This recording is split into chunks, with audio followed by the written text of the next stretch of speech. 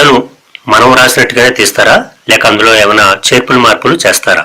ఖచ్చితంగా చేస్తారు. మనం మనకు నచ్చినట్టుగా వచ్చినట్టుగా కథ రాసి వాళ్ళ దగ్గరికి తీసుకెళ్తాం. కానీ డైరెక్టర్ ఒక ఐడియాతోనూ, ప్రొడ్యూసర్ ఇంకో ఐడియాతోనూ ఉంటారు. మన స్టోరీ విన్నాక దానిని ఇలా మారిస్తే బాగుంటుంది అని ప్రొడ్యూసర్ అంటాడు, కాదు అలా మారిస్తే బాగుంటుందని డైరెక్టర్ అంటాడు. వీళ్ళు కాక అందులో హీరోగా నటించేవాడు కూడా తన ఇమేజ్ కోసం కథలో కొన్ని మార్పులు చేయమని సలహా ఇస్తాడు. అతను చెప్పిన మార్పులు చచ్చినట్టు చేయాల్సిందే, లేదంటే కాల్ షీట్స్ ఇవ్వడు. పోనీ ఇక్కడతోనైనా సరిపోతుందంటే చాలదు. సినిమాను కొనుక్కోవాలంటే బయ్యర్ లో ముందుకు రావాలి. అలా రావాలంటే కథలో వాళ్ళకు నచ్చే కొన్ని అంశాలు ఖచ్చితంగా ఉండాలి. అలాంటి విషయాలు ఉంటేనే సినిమాలు కొంటామని, కాబట్టి కథలో పలానా మార్పులు చేయమని ఈ మధ్య బయ్యర్లు కూడా అడగడం మొదలైపోయింది. అయితే ఆ మార్పులు చేర్పులు చేయాల్సింది కూడా మనమే, కాబట్టి మనకు అది కూడా వచ్చుండాలి. నెక్స్ట్ 2.5 గంటల సినిమాకి A4 సైజ్ పేపర్స్ ఎన్ని అవుతాయి? స్టోరీ ఎలా వ్రాయాలి? ఫస్ట్ ఏమి ఊహించుకుని స్టోరీ వ్రాయాలి? ఇంటర్వెల్ ఎప్పుడు రావాలి? ఎండింగ్ ఎప్పుడు రావాలి? స్టోరీకి ఇన్ని పేపర్స్ వ్రాయాలని పత్రికలలోని కథలకి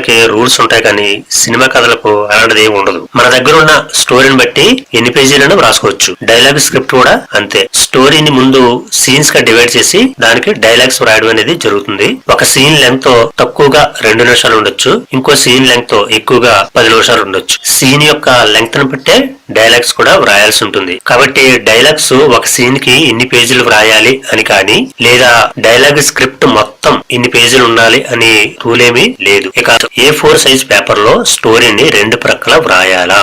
సినిమా కథలే కాదు, అసలు స్టోరీ అనేది ఎలాంటి స్టోరీ అయినా సరే, అంటే పత్రికల్లో చిన్న చిన్న కథలు రాస్తుంటాం, అలాగే నవల్స్ వస్తుంటాయి, సీరియల్స్ వస్తుంటాయి, ఏదైనా సరే స్టోరీయే. కానీ స్టోరీ ఏ రకంగా రాసినా కూడా, అది ఎలాంటి స్టోరీ అయినా కూడా పేజీకి ఒకవైపు మాత్రమే వ్రాయాలి, 2 పక్కల వ్రాయకూడదు. ఎందుకు అంటే అదంతే, దట్ ఈజ్ రూల్. నెక్స్ట్, నా దగ్గర స్టోరీస్ ఉన్నాయి, ఎవరిని కలవాలి, ఎలా కలవాలి? ఎవరిని కలవాలి, ఎలా కలవాలి అనే దానికన్నా అసలు ముందు మన దగ్గర ఉన్న స్టోరీ ఎలా ఉంది అనేదే చాలా ముఖ్యం. ఈ రోజు సిటీ నుండి చిన్న చిన్న పల్లెటూర్ల వరకు కూడా కథలు రాసేవాళ్ళు, ముఖ్యంగా సినిమా కథలు రాసేవాళ్ళు చాలా మంది ఉన్నారు. కానీ అందులో కథని ఒక సూత్రబద్ధంగా, సిద్ధాంతబద్ధంగా, అలాగే సినిమా కథ లక్షణాల బద్ధంగా వ్రాసేవాళ్ళు 100కి ఏ ఒక్కరో మాత్రమే ఉంటారు. రైటర్ కావాలంటే ముందు సినిమా కథా లక్షణాలు ఏంటి, కథను సిద్ధాంతపరంగా ఎలా వ్రాయాలనేది తెలుసుకోవాలి. పూర్తి వీడియో లింకు ఈ క్రింది డిస్క్రిప్షన్ లో ఇవ్వబడింది, తప్పకుండా చూడండి.